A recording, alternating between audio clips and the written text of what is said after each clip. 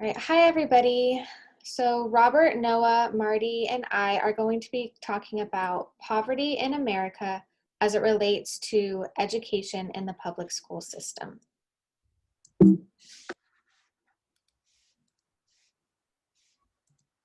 First, let's go over the presentation objectives. Students watching the presentation will be able to explain what poverty is, how it is measured, and how poverty affects people of color and their education at a disproportionate rate. Students will be able to define social mobility and state how it relates to academic performance. Students will be able to identify social systems that exist as private sector solutions to school problems and provide answers to questions regarding these systems. Students will be able to list the resources that are out of reach for students in poverty and list ways in which teachers can help support students. All right, so my name's Haley Harris, and my section is Poverty in America, Locally, and How Race Plays a Role. So first I'm going to give a little overview of my section. In this section, we will provide an intro into poverty and education by diving into how poverty is measured in America and the poverty rates here in Fresno County. We will also touch on some of the effects poverty has on children. Next, we will look at the disproportionate rates between the poverty levels at different races and how that relates to their educational journeys. Some questions that we can ask ourselves are, how does poverty affect people of color differently, and what can we do in order to stop the cycle of poverty?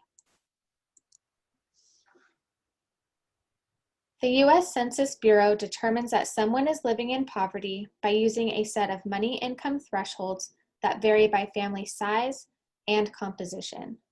These money income thresholds are updated each year.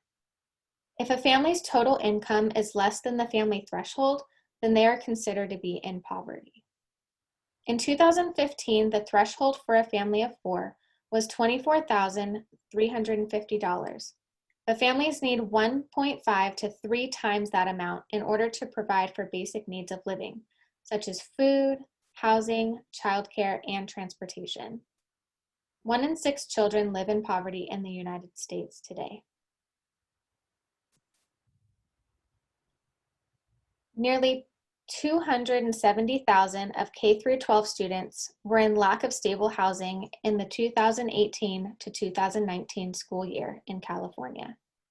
31.1% of children in Fresno County are living in low-income working families.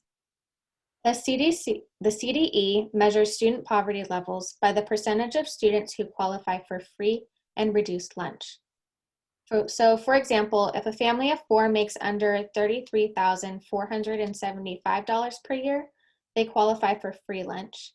And if a family of four makes under $47,638 per year, they qualify for reduced lunch.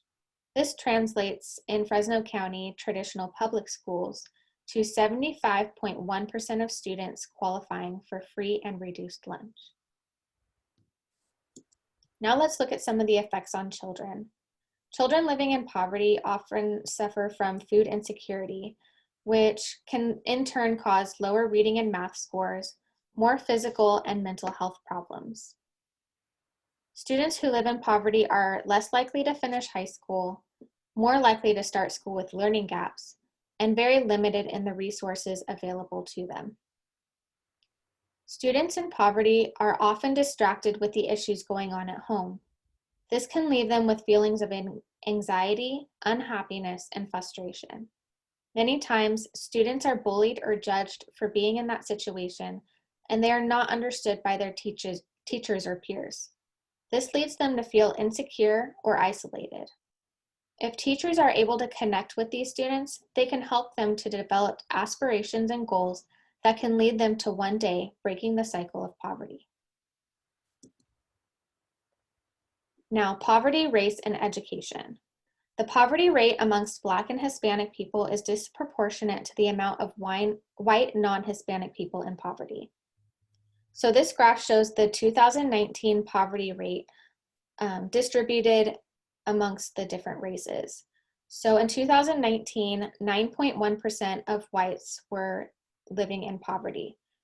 compared to 18.8% of the Black population, which is more than double. Same with the white non-Hispanic race is 7.3% were living in poverty compared to the Hispanic of any race, which was 15.7, which is also more than double. Even though we've made many advances in equality over the years, education equality still hasn't been achieved. During the times of segregation and Jim Crow laws, students were ingrained with a sense of inferiority that didn't go away.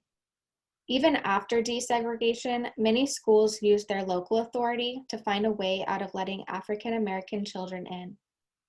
Desegregation was a physical change in schools, but the students were still treated differently. The students also lost their Black community.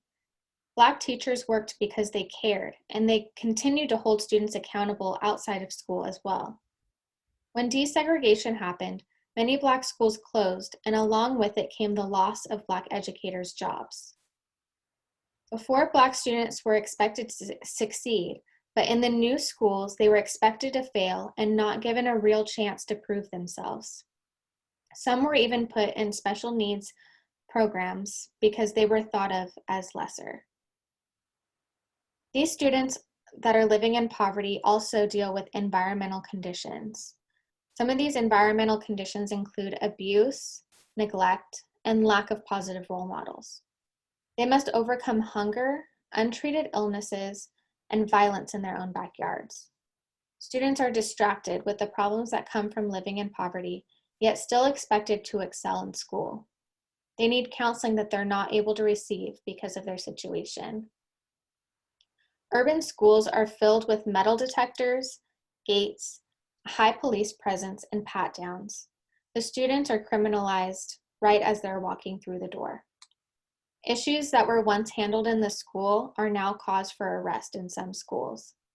These arrests lead students to being in juvenile detention centers and doubles the student chances to drop out of school. Ultimately, it's our responsibility to stop the cycle of poverty amongst these students.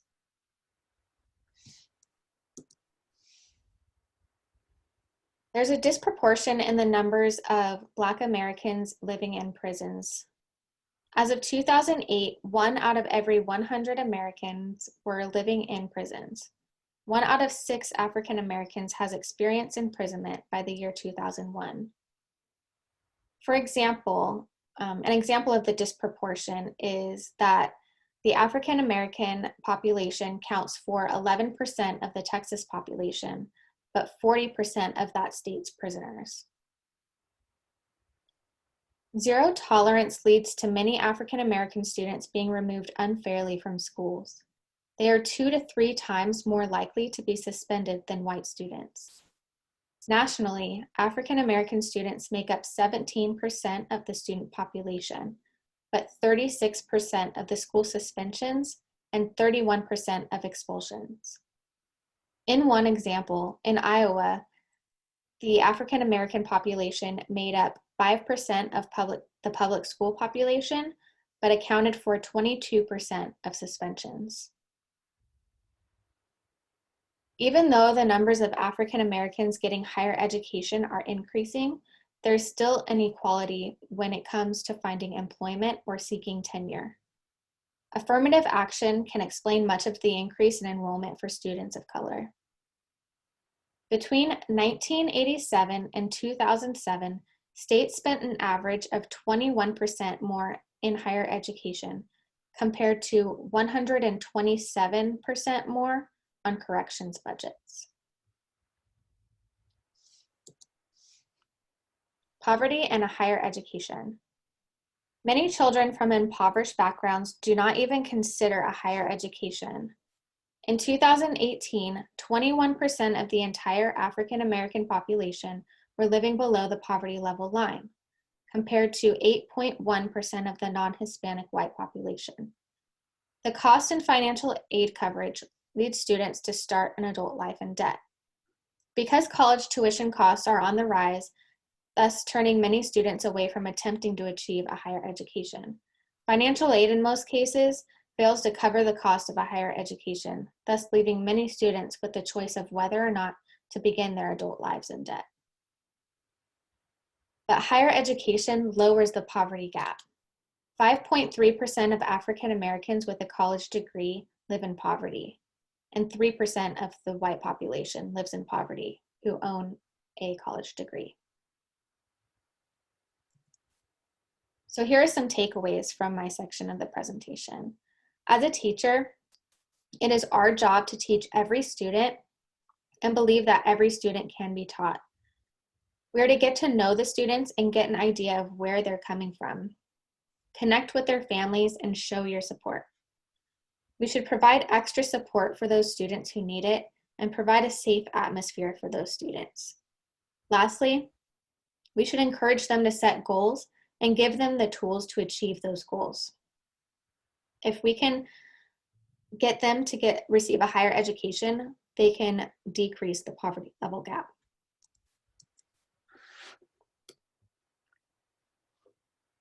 Hi, I'm Marty Garcia, and I will be going over education and social mobility, specifically education as an overriding and contributing factor in social mobility for children born into poverty. To overview, education is often cited as an equalizing tool to aid the poor masses in rising above the poverty line. However, education in the United States is a double-edged blade that is also responsible for the generational poverty that prevails, denying opportunities for social mobility on a social and institutional scale. So let's go over the definition of social mobility. Social mobility is defined as the movement of individuals, families, or groups through a system of social hierarchy or stratification.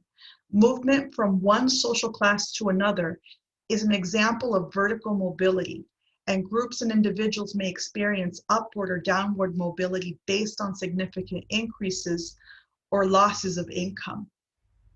It is generally believed that education opens doors, providing students with social and economic opportunities to leveling the playing field across social classes. While this narrative is emblematic of the American dream and limitless possibilities, it masks the rampant inequalities that disenfranchise an entire social class and renders them powerless to access the means to transcend economic oppression. Education cannot open doors it cannot reach, especially if the education accessible to the poor is one that lacks the resources necessary to compete against the privileged classes.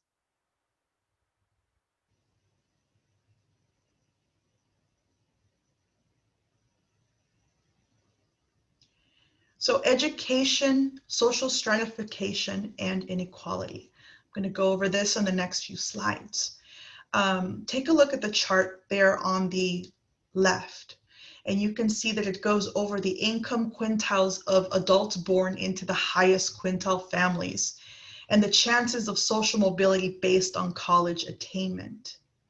As you can see, without a college degree, children from the highest quintile have an even likelihood of remaining in the quintile of their birth or moving downward into other quintiles.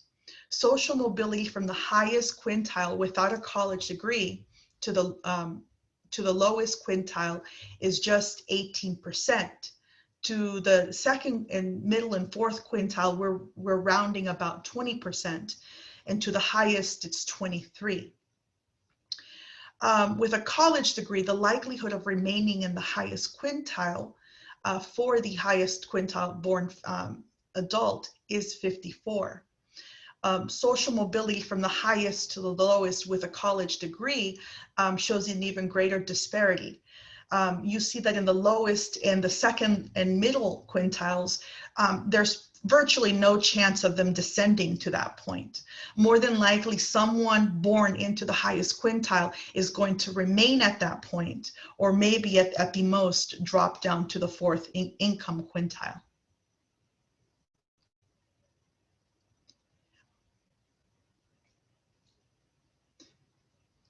Okay. Now, income quintiles for adults born into the lowest quintile, without a college degree, children from this quintile are highly unlikely to achieve social mobility to the upper quintiles, with a 45% likelihood of remaining in the lowest quintile as an adult. So we can already see a great disparity just when we compare it to someone from the highest quintile.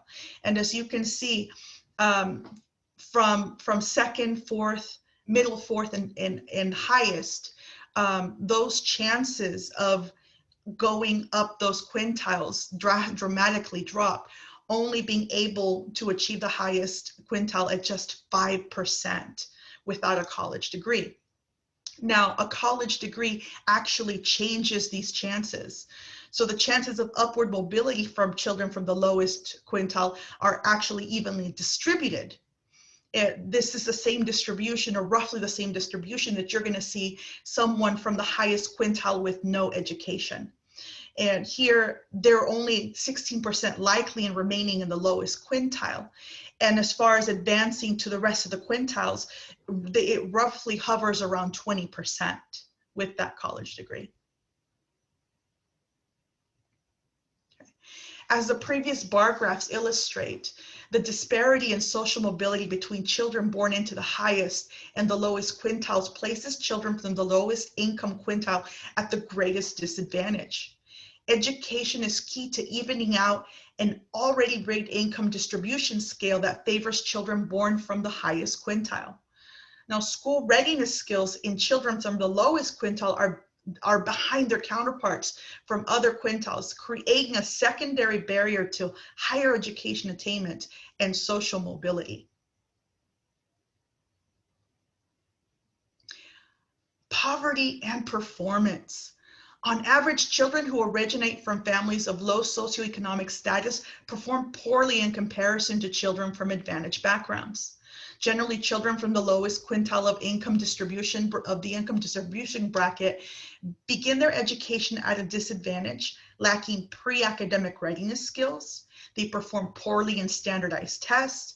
They're less likely to graduate high school and attend college. They experience less economic success in adulthood and reduced social mobility. They're also twice as likely to remain in the lowest quintile. Let's take a look at the family variable. So why are so many of these children from the lowest quintile at such a disadvantage? Well, it actually begins before they start school. According to Richard V. Reeves, a child's family structure plays a crucial role to their academic development. Children from parents with college degrees who begin parenthood later in life are more likely to be high investment parents, spending more time with their children, and allocating more money and energy for their education and development. Children from the poorest families in the lowest quintile are far less likely to be apportioned with the same level of investment as top quintile parents. They're also likely to hear about 600 words per hour. Counterparts from affluent families are typically in higher educated homes and hear over 2,000 words per hour. And so by the age of 4 years, the gap between both quintiles from both sides is approximately 30,000 words. And why does this matter? Well, it matters because it directly correlates with a child's school readiness by the time they reach age 5, a milestone that many children in poverty were not reaching. Let's take a look at that school readiness. Well, children in the lowest quintile are less ready for school at age 5 than their counterparts. And you could see the chart on the right there. It gauges between the poor, the near poor, and the moderate and high incomes. Only 48% of children from the lowest quintile are actually ready for school at age 5. These children are defined as pertaining to the population within the quintile that is below the poverty level, earning approximately $18,000 income for a family of 3. In comparison, 75% of children from moderate and high income quintiles are school ready by age 5. This accounts for a 27% point difference in readiness between the highest and lowest groups. The differences in readiness is measured in language and pre-reading skills, math conceptualization, and school-appropriate behavior responses, such as the ability to focus and sit still. Now, acceptable pre-reading and math scores. Early math and reading skills predictors of later academic performance actually influence this child's school readiness. And I'm going to show you right here. If you look in the chart on the right, you'll see that the bottom quintile is barely over 50% on school readiness. And this does include all the reading, the math, in the appropriate behaviors, whereas the top quintile is at a roughly 77%. In math, the two crucial predictors of the later academic performances were actually tied to math concepts that included like the knowledge of numbers and ordinality. With language and reading, it was actually affiliated with vocabulary, knowing letters and words, and the beginning and endings of sounds and words. In behavioral skills, like I mentioned before, it focused specifically on attention skills. These were all vital to a child's readiness for school. Children at the bottom of the quintile were consistently underperforming in these areas. Only 51% possessed the school-appropriate behaviors and acceptable pre-reading and math scores to better ensure future academic success. In contrast, children from the top income quintile experienced a really high point difference of 77%. Post-secondary education. When you factor in both variables, graduating high school with acceptable grades and enrolling in post-secondary education, the numbers for children from the bottom quintile are the most stark. Only 9% achieve both, in contrast to 25% of children from the middle income quintile and 47% of children in the top income quintile. The key difference between the top and the bottom income quintiles is that the children born at the top are still have a greater social mobility and a greater likelihood of remaining at the top, whereas children from the lowest have little chance of upward mobility.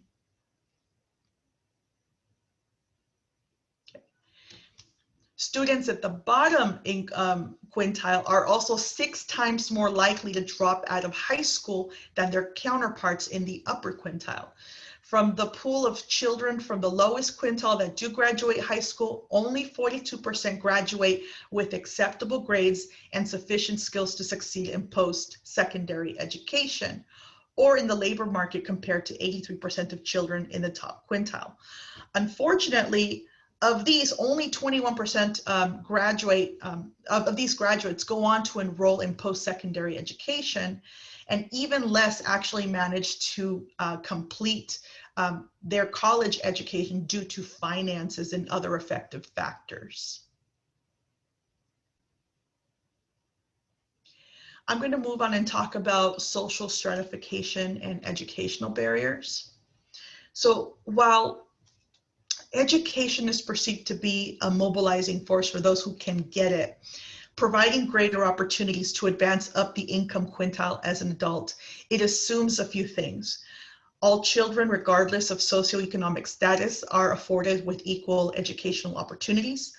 All children will have access to essential support staff to meet their social, emotional, academic needs. And children begin as blank slates, when in reality, children from upper quintiles have clear advantages based on their parents' education, parental investment, and the financial resources to supplement preliminary skills. Educational institutions are rendered inequitable by the very financial structures that fund it. Public school districts depend on local property taxes to finance the education of children within their designated areas. As such, we end up with wealthier districts that often have a surplus of funding that provide for quality education, extensive resources, and enhancement programs and extracurriculars that bestow their students from privileged households with a greater advantage. Poor districts struggle to finance their schools and often come short in meeting the basic needs of the students. Highly impoverished districts spend 15.6% less per student in comparison to low poverty school districts on a national scale. Although roughly 8 to 9% of school budgets in the United States are provided by the federal government, the majority of these funds are actually allocated to special aid programs such as Head Start and free reduced lunch programs. Another point is that underfunded schools from impoverished districts also struggle with is reduced funding for special education, large class sizes, dated textbooks, low maintained facilities and unaddressed repairs, limited budgets for libraries, extracurriculars, and support staff.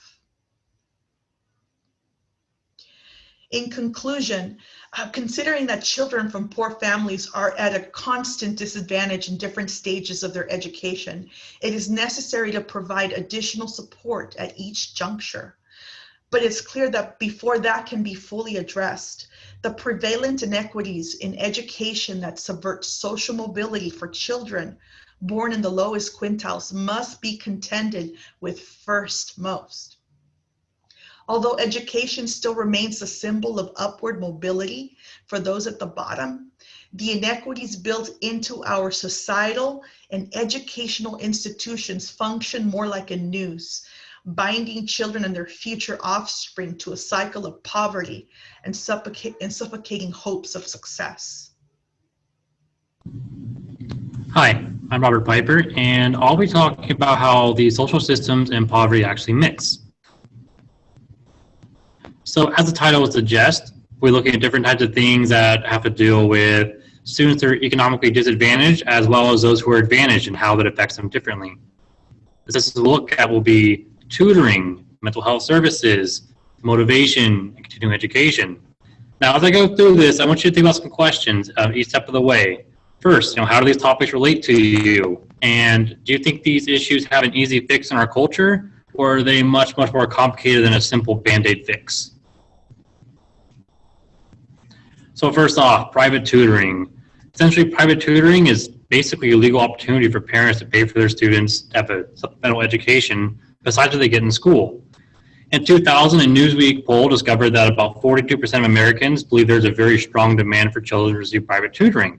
Now, that's great and all, and we understand there's a strong potency for tutoring that can't be denied, but this isn't available to all students. For example, for some students who come from families who don't have a lot of money, they may need these tutoring services, but they don't have them available to them.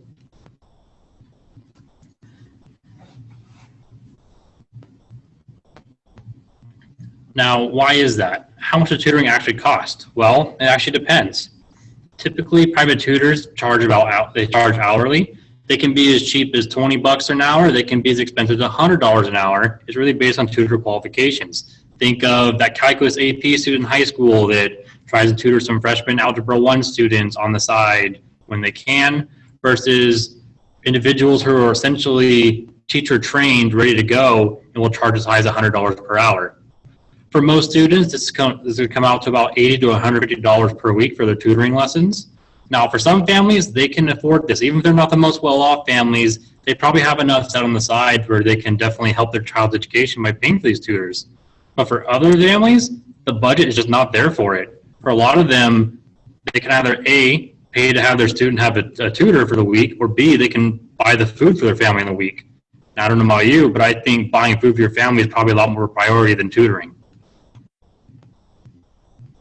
In addition to that, some tutors may also charge travel or material costs, which drives up the cost even higher than just the straight session. But let's shift gears a little bit. Let's talk about mental health.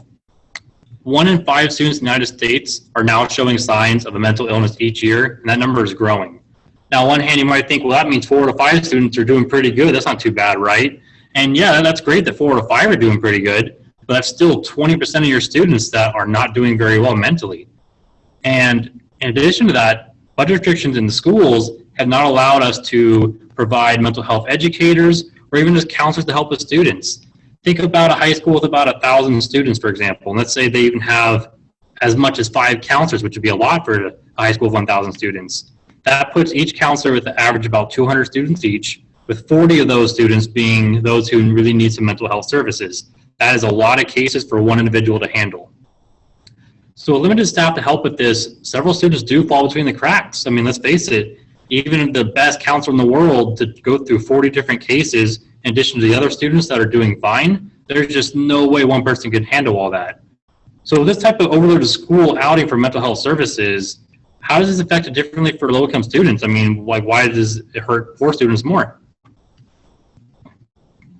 So as it turns out, I found a website called Thurvo that has the average counseling session with the therapist can cost about $90. Now this can go down to about a $20 copay with some insurance plans. Great, except for the fact that for students who come from low-income families, these insurance plans are probably not the best and they may not have that copay. In some cases, these students may not have insurance at all. So even then, let's take that $20 copay.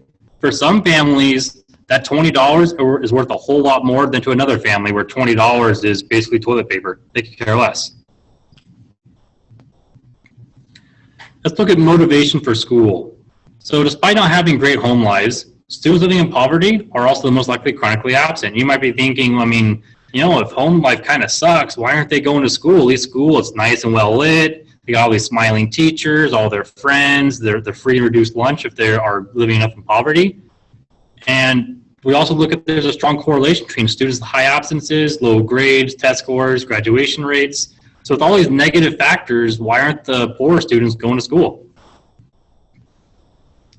So it's actually much deeper than just they don't want to go to school. In fact, for a lot of students from these undesirable situations, they may have situations like their clothing is dirty. Maybe somebody's wearing a 3-week-old shirt with no laundry being done, they kind of smell bad, and they just worry about the type of attention they're going to catch from either the peers, or maybe they're going to get some sort of attention from their teachers, and they don't want to have to explain their situation out of embarrassment. Now, while these, this isn't all students, there's still several students who are not discouraged by the curriculum or school staff, but simply their own situation. What I mean by that is these student dropouts and chronic absences, they're labeled as school issues, even though they're really they're social issues. So no matter what, like a school can try and feel guilty and try to change their policies to get more students through the gates, but sometimes the issues aren't on their own campus, but what's happening at home. So given these relevant numbers, how could schools approach to dealing with these problems, if at all? College for low-income students. Now, college is a very big thing in our society. The fear of rejection to a college and competition to another student by bribery and not by having a better portfolio or record is a very real fear among high school students. Now, I mean by a scandal that happened about a year or so ago where wealthier families were caught bribing their students' way into good colleges rather than having honest competition between students with academic performance and entrance requirements. Now, again, college degrees have had a much stronger emphasis on our society in recent years. I mean, about 50 years ago, having a high school diploma was a pretty notable thing. Now, even a 2-year degree is kind of worthless. If you have a 4-year degree, you're kind of seen as uneducated. For many low-income families, college degrees are not very common. And in fact, many of their students would be first-generation college students if they had got a college degree, which makes these very, very important opportunities for them. Now, there is some good news. I don't want to end on completely doom and gloom. So there is a nonprofit called College Track. This helps low-income students in the United States where they can apply, enroll, and succeed in college. This program is a solution for students that helps them in certain aspects they may not be familiar with, such as how to apply for college. Like, where do you go? What do you do? Who do you pay? How do I get these scholarships people talk about? I want my free money too. And what is expected to succeed in college versus high school? We may have heard that in college, you have the one hour in class is 2 hours of studying at home, whereas this isn't much of a high school success plan, but it's very different in college. Now, with what I've described as College Track, does this sound like the ideal service for low-income students to succeed, or is this merely only one small step in the right direction, but not nearly enough for the whole situation to be resolved? So what do we take from this? So based on what we've seen, do these social dynamics apply to any part of your life, either positive or negative? If they don't apply to you necessarily, do you know somebody who's affected? Do you know that person that had the 3-week-old smelly shirt? Do you think there's any progress being made to help these problems? Or is our society chasing the carrot, essentially, trying to close the gap between economically advantaged and disadvantaged students? What I mean is, are we trying really hard to close something that can't be closed? And what role do you think teachers play in the situations? And do you think it's enough? So with those questions, I'll end my section. All right, my name is Noah Armas, and I'm going to look more directly at poverty as it affects students and also how educators can help.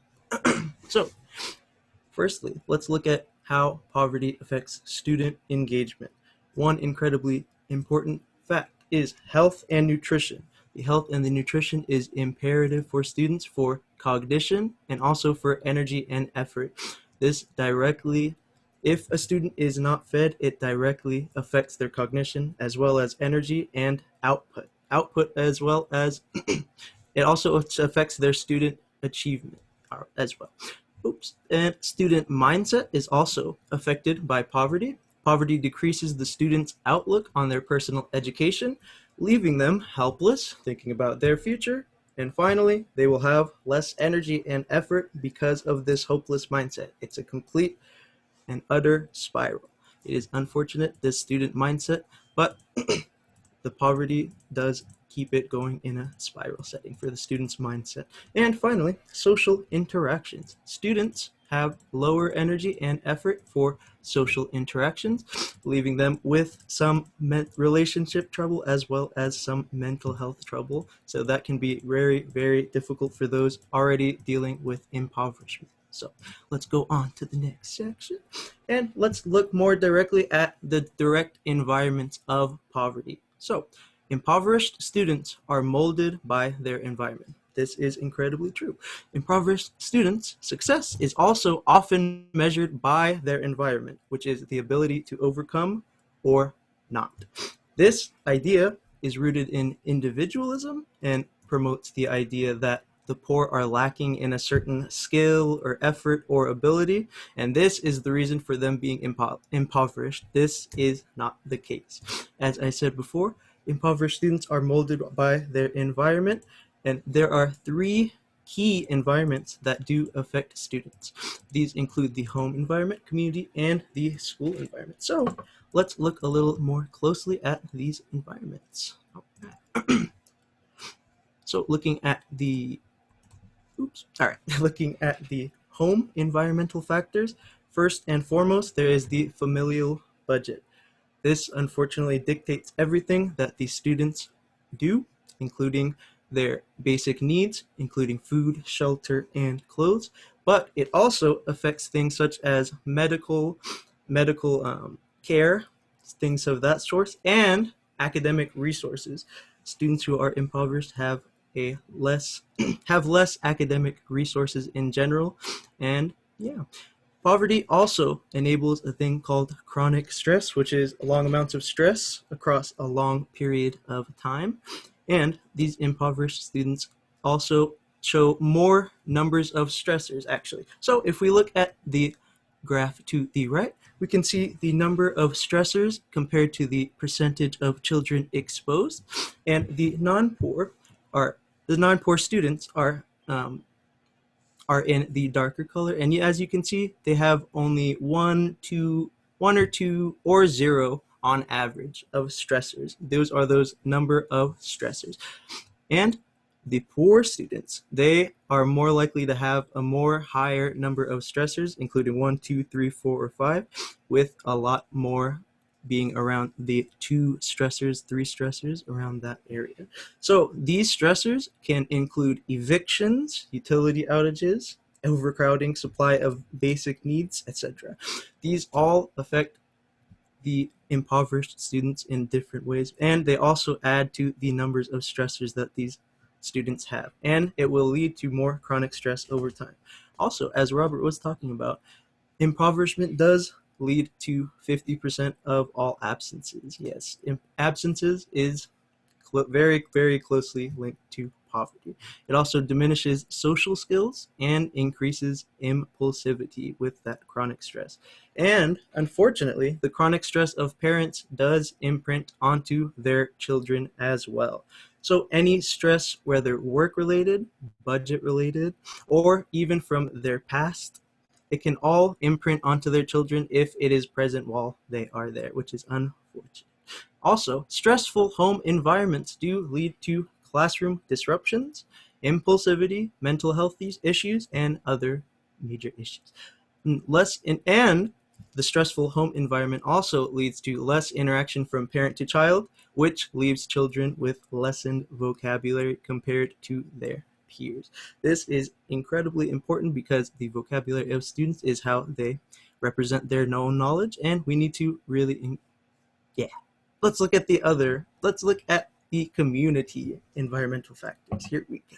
So when looking at the community, there is this idea of a culture of poverty, which is the idea that impoverished people pass on their poverty to their children and their community, and this is not entirely the case. Although a lot of people like to claim there is a culture of poverty, it's not the only reason for impoverishment.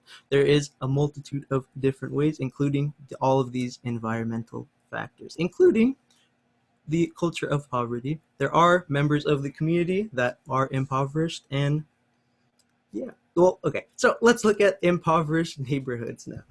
Their impoverished families are gridlocked into impoverished neighborhoods, unfortunately. And what this means is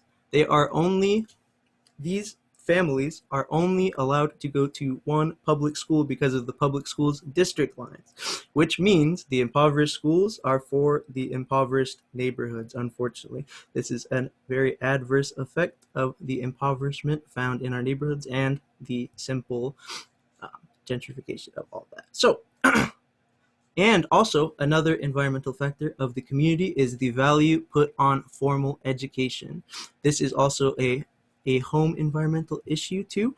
Any adverse idea about education affects students' perception of their own personal school environment. So if anybody has any adverse comments about the school or about education in general, that is going to affect their mindset, as I have already discussed, and it will cause more problems. So looking at the environmental factors for the school now, one of the most major, as well as in the family life, the budget is an incredible problem for as an environmental factor. This affects teacher to student ratio and also the number of new teachers. So the teacher to student ratio is it's simply a metric for gauging schools' budgets. But it's not simply a metric, but it is in this presentation, it is also important to lower that teacher to student ratio in an effort to get all of these environments to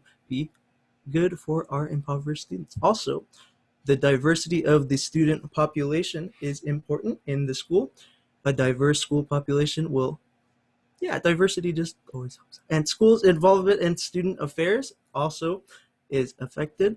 School announcements and newsletters, this simple interaction from the school to the students can speak miles for students, and also present a more prideful approach for students for their learning, and also help with that mindset. Also, teachers' interactions with the students. So there are both positive and negative interactions. Those are obviously very particular and very the teacher interactions, both positive and negative. It all depends on the teacher and the specific school site. So we need to make sure that as teachers, we are watching our positive and negative interactions. But also another interesting way that the teachers can interact with the parents is through positive interactions with parents of at-risk students. Actually, I forgot to finish this one. But have the parents of, if a teacher positively interacts with the parents of at-risk students, that will promote a more happy and a more impassioned community. It will form a better environment for the teachers as well as for the students and the parents, but it's also important not to simply have positive interactions, of course, with at-risk students. So let's here. So with all of these environmental factors in mind, how can we help? Are the environmental issues surrounding impoverished students' lives too much for them to bear? Is there hope for impoverished students? And how can teachers help their impoverished students? Well, I can help with that last one.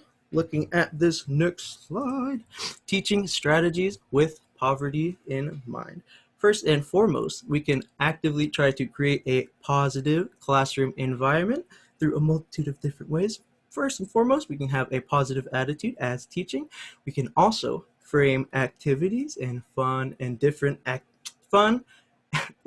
ways to actively engage students. These can include incentives or competition, anything fun to really engage the students.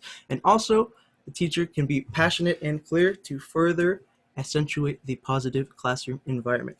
Also, students, okay, also, another teaching strategy with poverty in mind is to inform the curriculum with the specific needs of the students.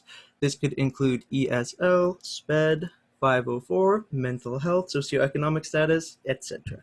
It can include anything and should include everything. For every curriculum for teachers, we should actively try to tailor our content and our curriculum for our specific needs of our specific students for that specific year. A lot of specificity. So we should really try to help our students that are currently in our classroom and not the students of the past. So we can also build on students' vocabulary in multiple different ways. Poverty does affect students' understandings of vocabulary used by teachers. So we can provide definitions for vocabulary as it is brought up in class. So whether that is from the teacher, from the student, we can always provide active definitions for those vocabulary words and always be broadening our students' vocabulary, especially with the impoverished students in mind because of that lessened vocabulary. We got to actively always be adding to that vocabulary.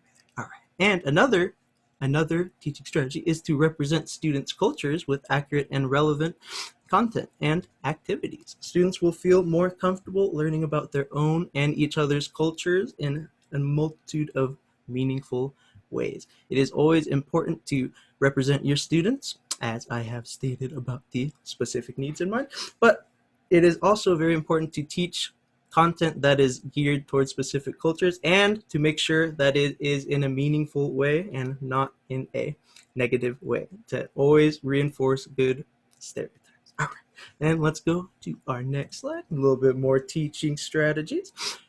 We can challenge students' perception of their own ability, provide content that is equally challenging and interesting to ensure students keep engaged. This goes back to the student mindset. It is always important to challenge our students' mindset, whether they are impoverished or impoverished students or regardless of their socioeconomic status. That is what I'm trying to say. Regardless of their socioeconomic status, we should always be challenging our students' perceptions of their own abilities. It is especially important for our impoverished students because that bar is set so low because of their environment, unfortunately. And now let's look at some classroom norms. We can create some classroom norms for students to follow. These will actively enforce and infuse discipline and a sense of responsibility in all of the students. This will be adding those important discipline and responsibility in our impoverished students as well as all of our students. All of our students can benefit from the implementation and enforcement of those classroom norms. Classroom norms aren't important unless they are enforced. So we got to always make sure we're enforcing those as well. Also, we can frame our activities in a multitude of different ways, including group activities, providing students with more time for social interaction, and also ensuring diversity throughout the groups so that the students can talk through all of their different cultures and their different diversity throughout life. Yes, this is also incredibly important for our impoverished students to ensure that there's diversity throughout the groups, not only in group activities, but also just in seating arrangements as well, just to ensure that the students are also actively getting a wide variety of experience throughout their education. It is incredibly important for that. And also, Creating more time for social interaction is incredibly important for impoverished students because they are lacking in that because of all of the active stresses and chronic stress in their lives. So including any form of social interaction in the classroom and creating less teacher talk is wonderful for those impoverished students. And with that, thank you guys so much for listening to our presentation on poverty in America as it relates to education in the public system. Have a wonderful day/night.